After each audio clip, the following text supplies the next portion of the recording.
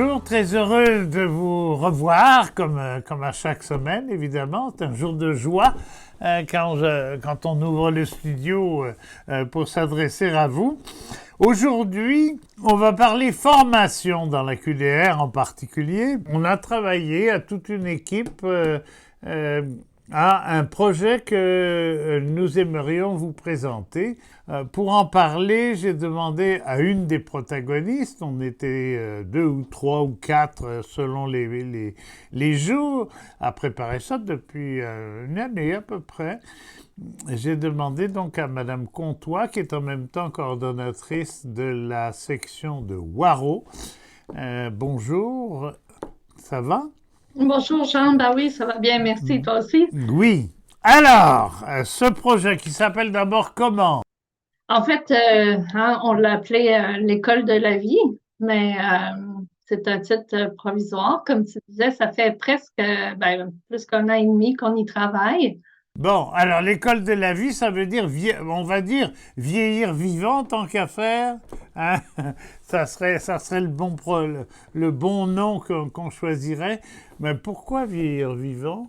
Ben parce que c'est malheureusement aujourd'hui c'est un défi de vieillir vivant quand on considère la représentation sociale ou quand on parle de vieillir ou de vieillissement, c'est souvent d'une façon malheureusement négative. C'est comme une épreuve, une calamité. Vieillir, c'est donc pas drôle. Vieillir, mon Dieu. Alors que vieillir, c'est une opportunité. Puis comme n'importe quelle autre étape de la vie, dans le fond, il y a ses hauts et ses bas. Mais on parle très peu des opportunités qu'offre le vieillissement et l'avancée en âge, en fait. Comme je dis souvent aux gens que je prépare à la retraite, euh, vous êtes libéré de l'emploi et de quelles conditions d'emploi pour la majorité d'entre vous, mais vous n'êtes pas libéré du travail. Hein? Là, il s'ouvre devant vous une période où vous allez être plus en position de, pas contrôler, mais Choisir.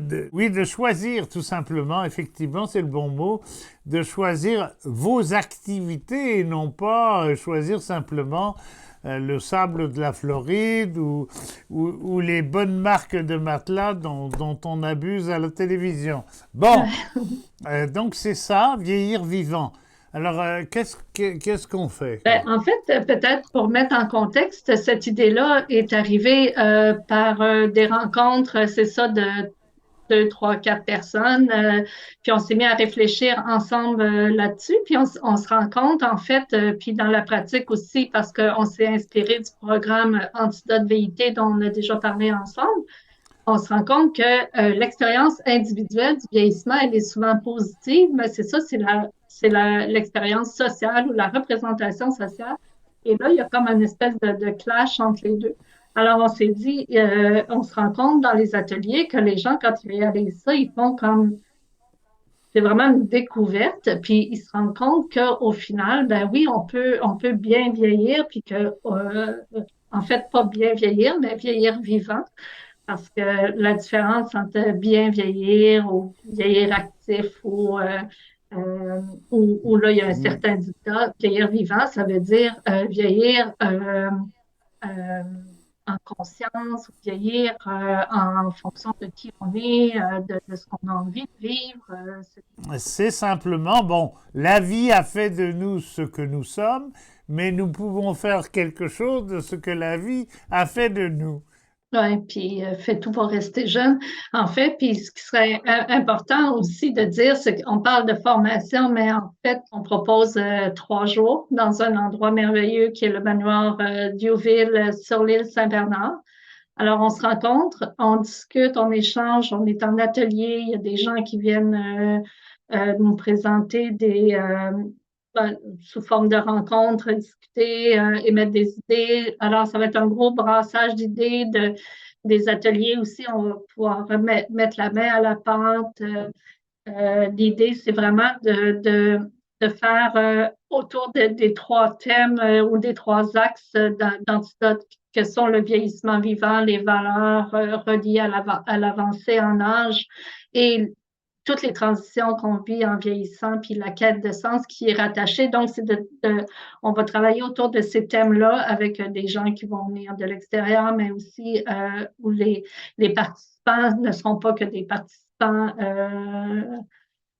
passifs, mais plutôt des participants actifs de la rencontre. J'ai comme l'impression que quand on regarde les retraités dits dynamiques et qui réussissent, comme on dit, leur retraite, on voit les gens s'obséder en quelque sorte, se préoccuper surtout du que faire, jouer aux boules, tricoter, placoter, aller en Floride, etc., etc.